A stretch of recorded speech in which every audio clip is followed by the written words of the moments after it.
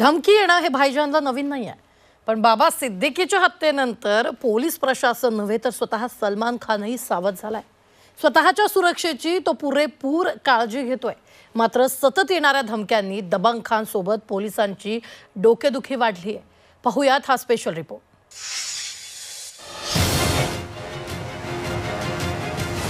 भाईजानला पुन्हा जीवे मारण्याची धमकी।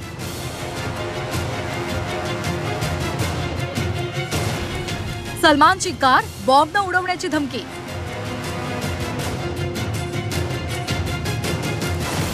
धमकी देणाऱ्या अज्ञाताविरोधात गुन्हा दाखल। अभिनेता सलमान खानला येणाऱ्या धमक्या हा कायमच चर्चेचा विषय राहिलाय। मात्र आता तो चिंतेचा विषयही बनलाय। भाईजानला पुन्हा एकदा धमकी आल्यामुळे ही चिंता आणखी वाढली आहे। वरळी वाहतूक विभागाला व्हॉट्सअॅपवर धमकी आली। सलमानची गाडी बॉम्बने उडवून देऊ असं या मेसेजमध्ये म्हटलंय। तसंच त्याच्या घरात घुसून त्याला जीवे मारण्याची धमकी सुद्धा दिली आहे। या धमकीला गांभीर्याने घेत पोलिसांनी अधिक तपास सुरू केलाय आणि अज्ञाताविरोधात गुन्हाही दाखल केलाय।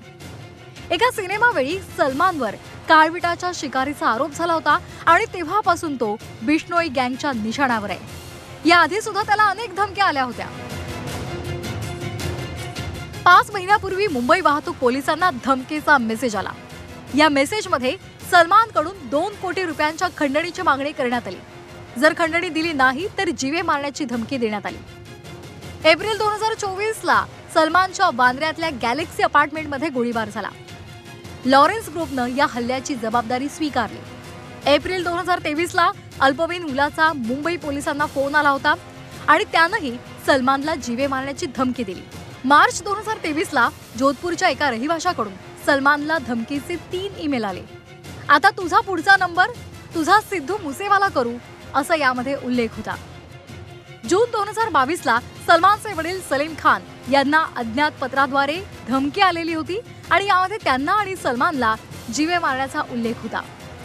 2024 साली त्याच्या पनवेलच्या फार्म हाऊस आणि वांद्र्यातल्या घराचीही रेकी झाली होती।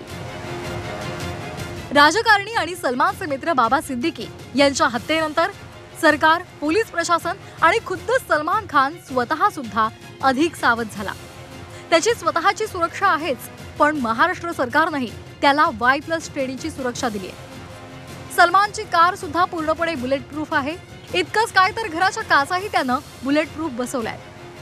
आता पुन्हा धमकी आल्यामुळे त्या व्यक्तीचा कसून शोध घेतला जातोय। सतत येणाऱ्या धमक्याबाबत अलीकडेच अभिनेता सलमान खाननं सिनेमाच्या प्रमोशन वेळी भाष्य केलं होतं। ऊपरवाला रखवाला है, जितनी उम्र लिखी है उतनी लिखी है, बस यही है। गोविंद तुपेसह मनोज कुलकर्णी, झी 24 तास, मुंबई।